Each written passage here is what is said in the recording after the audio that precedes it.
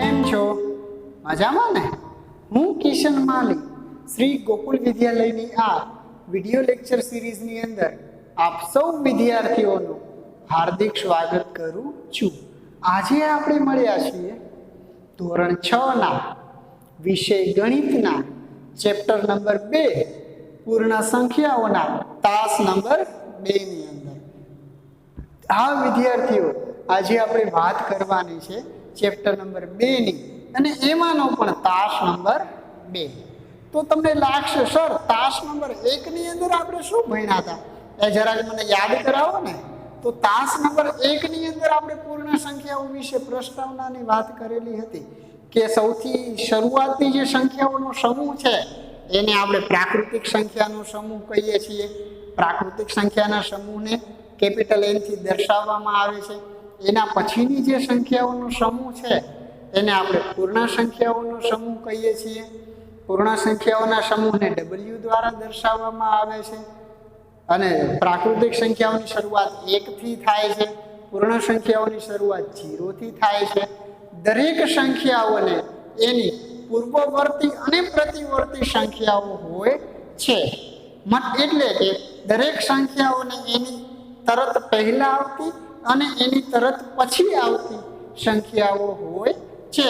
અને ઓલું શું કહેવાય, અપવાદ સ્વરૂપે એક હતું પ્રાકૃતિક સંખ્યામાં, જેને એના પછીની જે સંખ્યા છે એની પહેલાની સંખ્યા એટલે કે પૂર્વવર્તી સંખ્યાઓ મળતી નથી.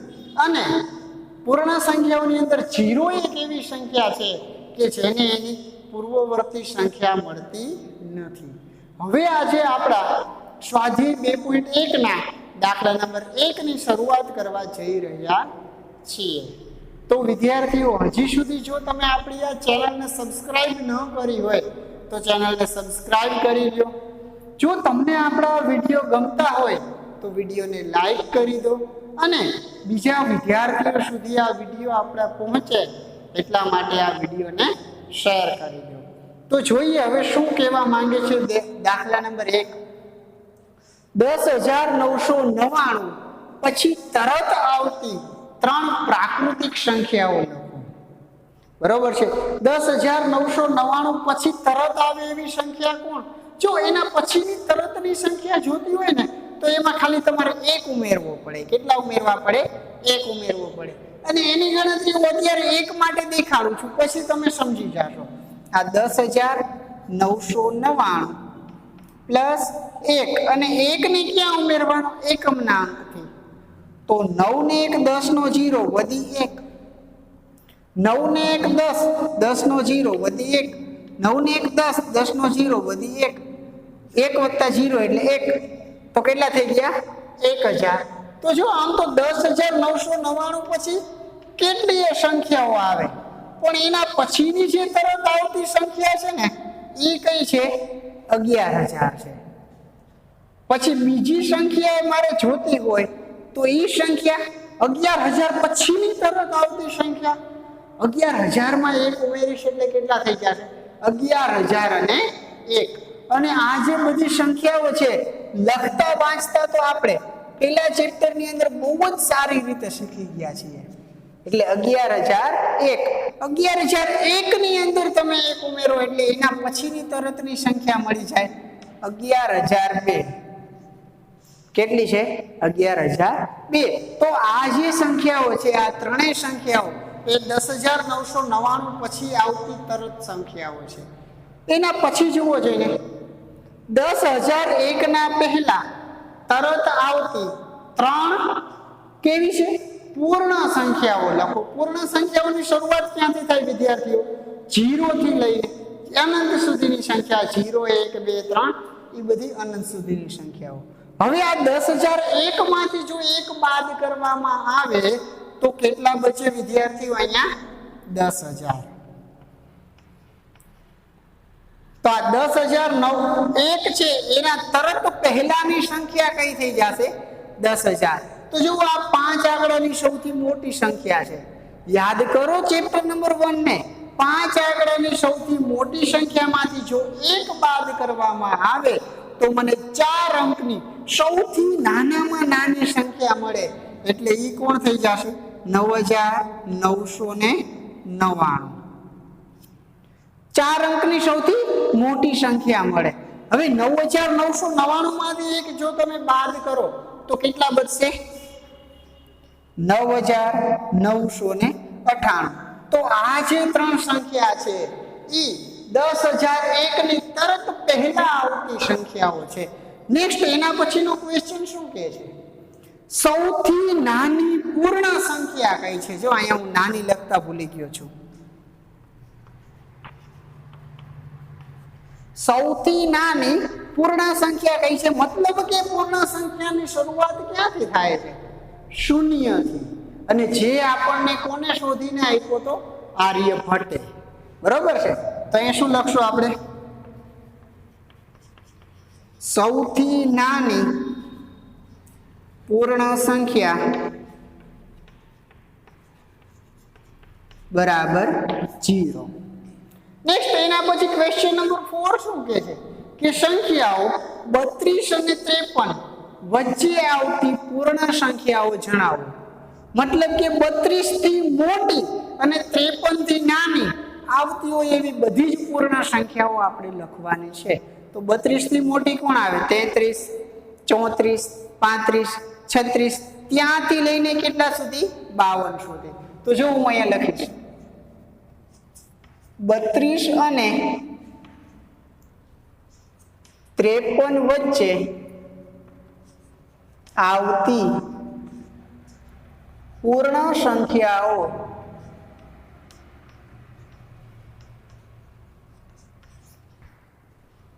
તેત્રીસ, 34, 35 ત્યાંથી લઈને જવા દઈને ક્યાં સુધી આવશે?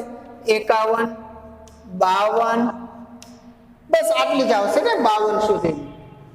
કારણ કે 53 તો પછી એની પછીની ડાયરેક્ટ આવી જશે।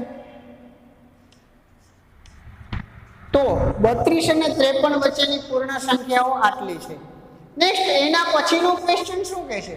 નીચે આપેલી સંખ્યાઓની પછી તરત આવતી સંખ્યા લખો। મતલબ કે આ તમને જે કાંઈ પણ સંખ્યાઓ આપી છે એના પછીની તરતની સંખ્યા તમારે લખવાની છે। તો પહેલા તો જુઓ વિદ્યાર્થીઓ, આ સંખ્યાને વાંચો, કઈ સંખ્યા છે પછી એની અંદર એક ઉમેરી દેશો। સાથે સાથે વાંચશો એટલે તમારી શું થાય કે સંખ્યા ઓળખવાની જે વસ્તુ છે ને એ પણ ક્રિયા એકદમ સતર્ક બનશે। તો કેટલા છે? એકમ દશક 100, હજાર 10,000, લાખ 10 લાખ, તો 24,40,701 એના પછીની તરત આવતી સંખ્યા એટલે કઈ થઈ જશે? 24,40,702 કઈ સંખ્યા થશે? 24,40,702। નેક્સ્ટ એના પછી જો એક એક સંખ્યાઓ શોધવાની કીધી છે। 1,01,99 પછી આવતી તરત સંખ્યા કઈ છે? જો આ એકમ દશક 100, હજાર 10,000 અને લાખ। 1,01,99 એના પછીની તરત આવતી સંખ્યા 1,01,99 માં એક ઉમેરો એટલે કેટલા થશે? 200। કેટલી થઈ ગઈ? 1,02,000। સેકન્ડ એના પછી શું કીધું છે? 10,99,999 એના પછીની આવતી તરત સંખ્યા એટલે જો આ 10,99,999 છે એની અંદર તમે એક ઉમેરો તો કેટલા થઈ જશે? 11 લાખ થઈ જશે। તો આ 11 એના પાછળ 5 મીંડા। સેકન્ડ શું કીધું છે?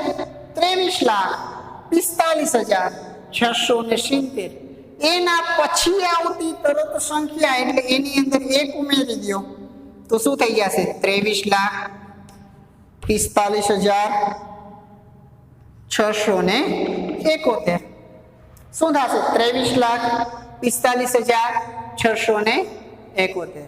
તો વિદ્યાર્થીઓ, તો આ તો આપણે વાત કરી છે દાખલા નંબર 1 થી લઈને 5 ની।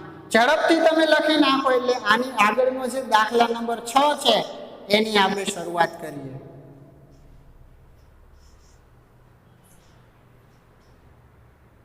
તો વિદ્યાર્થીઓ, હવે આપણે જોઈએ છીએ ક્વેશ્ચન નંબર 6 શું કહે છે નીચે આપેલી સંખ્યાની તરત પહેલાની સંખ્યા લખો એટલે કે નીચે તમને જેટલી સંખ્યાઓ આપી છે એના તરત પહેલાની સંખ્યા લખવી છે અને તરત પહેલાની સંખ્યા એટલે એમાંથી એક બાદ કરવાનો તો 94 ની તરત પહેલા આવતી સંખ્યા કોણ છે 93 કેટલી આવશે 3 પછી આ કેટલા છે 10000 10000 ની તરત પહેલા કોણ આવે જો આ 5 આંકડાની સૌથી નાની સંખ્યા છે જો તમે આમાંથી એક બાદ કરો ને તો 4 આંકડાની સૌથી મોટી સંખ્યા મળે અને ઈ એટલે કોણ આપણી 9999 તો 10000 ની તરત પહેલાની સંખ્યા 9999 નેક્સ્ટ એના પછી શું કીધું છે 20 80 90 પણ એને વંચાય શું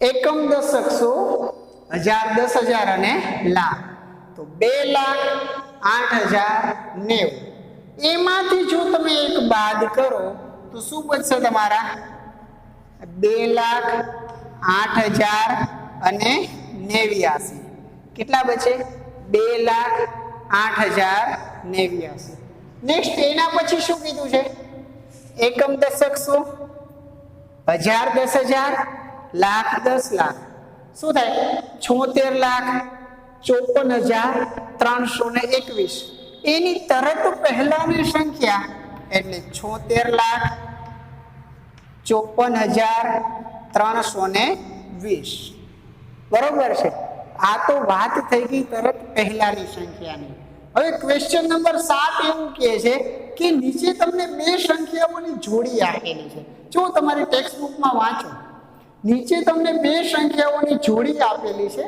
અને એમાંથી તમારે કહેવાનું છે કે કઈ સંખ્યા છે ઈ આમાંની આપેલી સંખ્યાની ડાબી બાજુએ છે અને કઈ સંખ્યા છે ઈ સંખ્યાની જમણી બાજુએ છે એના આધારે તમારે લેસ ધેન અને ગ્રેટર ધેનની નિશાની મૂકવાની છે જો એક ઉદાહરણ અહીંયા જોઈએ આ 530 અને 503 છે તો 530 છે જો સંખ્યા રેખામાં 530 છે એનાથી ડાબી બાજુ કોણ આવે 529 528 527 એવી રીતે ક્યાંક 503 પણ હશે ને કારણ કે 530 અહીંયા આવશે તો એની આગળ હશે કોણ હશે 529 528 527 એવી રીતે કોઈ 503 તો શું લખાય 530 ની ડાબી તરફ 503 છે શું લખાય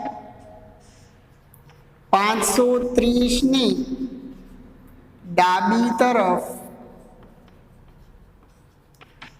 503 છે હવે આની અંદર તમારે શું કરવાની છે નિશાની મૂકવાની છે નાના અને મોટાની તો મોટું કોણ છે મોટું હોય ને એની કોર મગર મોઢું ફાડે એની તો આપણે વાત કરેલી છે અને આ નિશાની છે એને કઈ નિશાની કહેવાશે ગ્રેટર ધેન ની એટલે કે 530 મોટા છે અને 503 નાના છે આને તમે બીજી રીતે પણ લખી શકો કે 503 છે એની જમણી તરફ 530 આવેલા છે બંનેમાંથી ગમે એ રીતે લખો ચાલે નેક્સ્ટ શું કીધું છે 370 અને 307 તો શું લખાય 370 એની ડાબી તરફ 307 આવેલા છે કારણ કે જો 370 તમારા અહીંયા આવે તો એની પહેલા કોણ આવે 369 એની પહેલા 368 એની પહેલા 367 તો જેમ 370 થી ડાબી બાજુ આવો એમ સંખ્યા નાની થતી જાય એટલે શું લખવાનું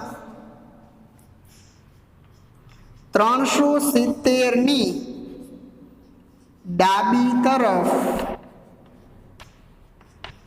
307 આવેલા છે અને નિશાની કોણ આવશે 370 ગ્રેટર ધેન 307 નેક્સ્ટ એના પછી શું કીધું છે 9 8 7 6 5 જો મારે એને વાંચવું હોય તો શું વચાય એકમ દશક 100 પછી કોણ આવે 1000 10000 એટલે 98765 અને બીજી કઈ સંખ્યા છે 56789 તો શું લખશું આપણે 98765 ની ડાબી તરફ 56,789 છે. તો અહીંયા જો હું લખું છું 98,765 ની ડાબી તરફ કેટલા છે? 56,789. અને નિશાની કઈ આવશે? જો હું અહીંયા નિશાની વાળું લખી જ નાખું છું 98765 ઈ મોટા છે અને 56789 ઈ કેવા છે? નાના છે. નેક્સ્ટ એના પછી શું છે? 98,30,415 પણ એને વાંચવી હોય તો અલ્પ વિરામ મૂકો.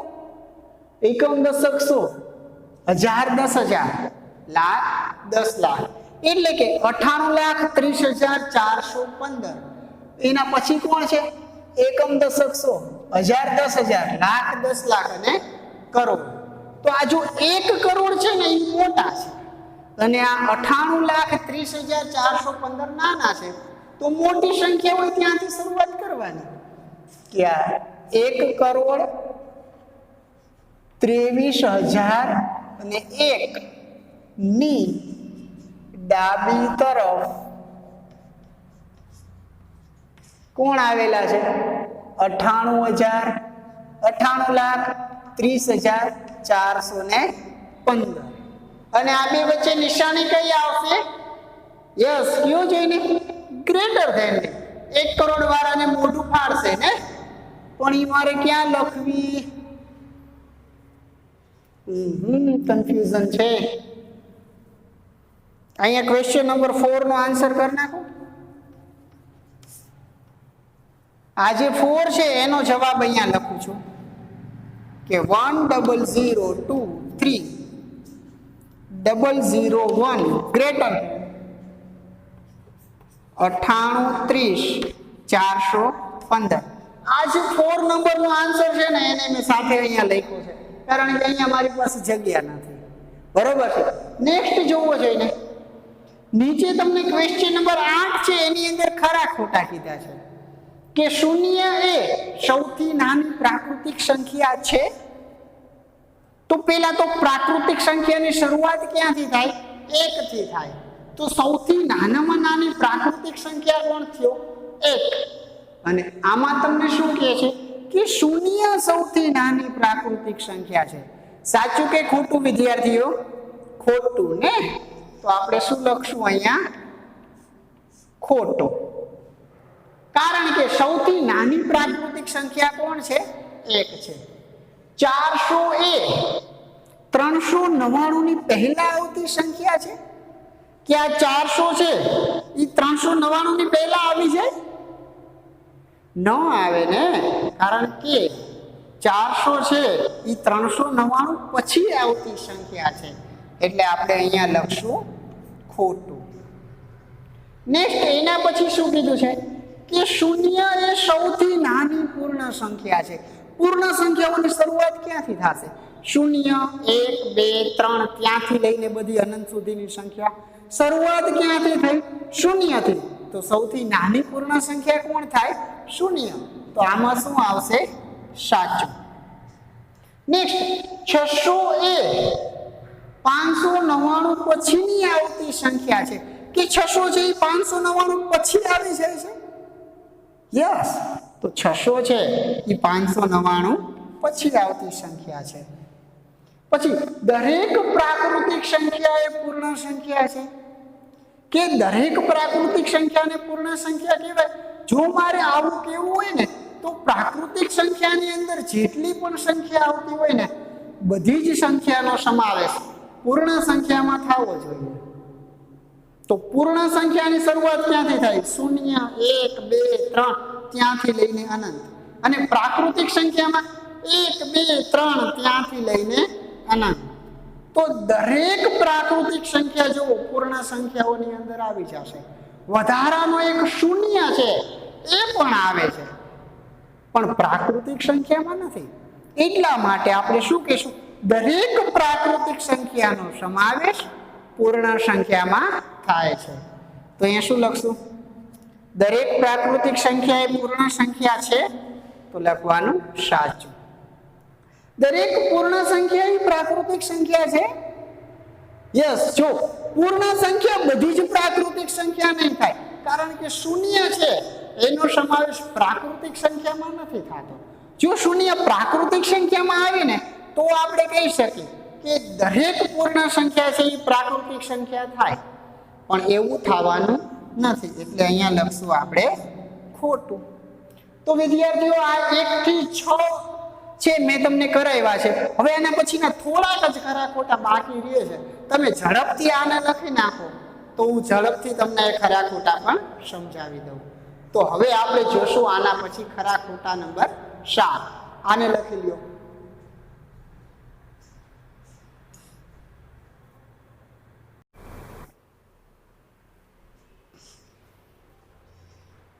હવે વિદ્યાર્થીઓ, આપણે જોઈએ છીએ ખરા ખોટું 7.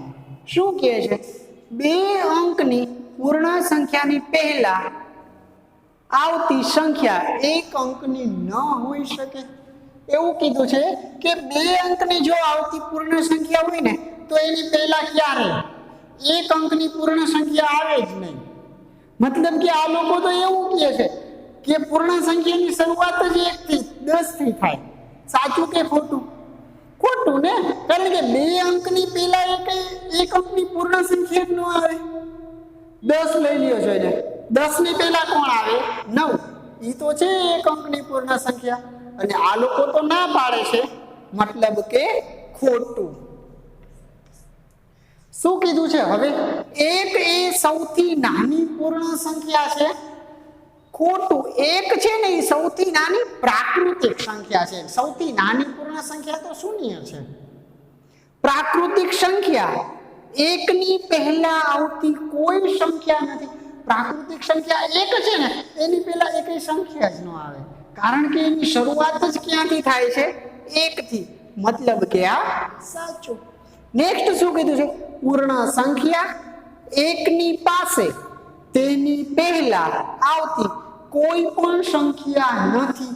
જો આમાં વળી પાછી મિસ્ટેક કરી ગયા. પૂર્ણ સંખ્યા 1 ની પહેલા કોણ આવે? 0. હવે આ લોકો તો એમ કહે છે કે 1 ની પહેલા આવતી એવી સંખ્યા જ નથી, તો શું આવશે? ખોટું. જો આ જ વસ્તુ પ્રાકૃતિક સંખ્યામાં આવે ને તો સાચું થાય, પણ જો આગળ એ લોકોએ કીધું છે કઈ સંખ્યા? પૂર્ણ સંખ્યા. નેક્સ્ટ, પૂર્ણ સંખ્યા 13 ઈ સંખ્યા 11 અને 12 ની વચ્ચે આવે. હવે 11 અને 12 ની વચ્ચે કોણ આવે? એકેય પૂર્ણ સંખ્યા નો આવે, અને આ લોકો તો એવું કહે છે કે આ 13 છે ઈ આ પૂર્ણ સંખ્યાની વચ્ચે આવશે, તો શું કહેશું આપણે? ખોટું. નેક્સ્ટ, પૂર્ણ સંખ્યા 0 પાસે તેની પહેલા આવતી કોઈ સંખ્યા નથી. આ વિધાન થશે સાચું, કારણ કે પૂર્ણ સંખ્યાની શરૂઆત જ 0 થી થાય છે. એની આગળ એની આવતી કોઈ સંખ્યા હોય નહીં. અને તાસ નંબર 1 ને યાદ કરવો જોઈએ ને. શું કીધું તમે? 0 છે પૂર્ણ સંખ્યામાંનો, એની પહેલા એને એકેય સંખ્યા નથી મળતી. નેક્સ્ટ શું છે એના પછી? 2 અંકોની સંખ્યા પછી આવતી સંખ્યા હંમેશા 2 અંકની જ હોય. જો આવું કે આપણે સાચું માનીને તો શું થાય કે 2 અંકની સંખ્યા પછી આવતી સંખ્યા 2 અંકની સંખ્યા જ મળે. મતલબ કે 2 અંકની સંખ્યાની શરૂઆત ક્યાંથી થાય? 10. અને 2 અંકની સંખ્યા પૂરી ક્યાં થાય? 99. તો 10 થી 99 શું એટલી જ સંખ્યા છે આપણી પાસે? નથી ને. 2 અંકની સંખ્યાની તરત પછી આવતી સંખ્યા 2 અંકની સંખ્યા ન હોય. 99 પછી કોણ આવે? કયો 100 આવે ને. ઈ તો 2 અંક પછી આવી, અને ઈ 2 અંકની ન મળી, 3 અંકની મળી. આ લોકો તો એમ કે છે કે 2 અંકની જ હોય, મતલબ કે ખોટું. તો વિદ્યાર્થીઓ, આજના તાસની અંદર આપણે સ્વાધ્યાય 2.1 છે એને પૂરેપૂરું ગણી નાખ્યું છે. હવે આપણે આના પછીના તાસમાં મળશું ત્યારે પૂર્ણ સંખ્યાઓના ગુણધર્મો વિશે ચર્ચા કરવાની છે. તો આપણે ફરી એકવાર મળીશું આના પછીના તાસમાં. ત્યાં સુધી જય હિન્દ, જય ભારત.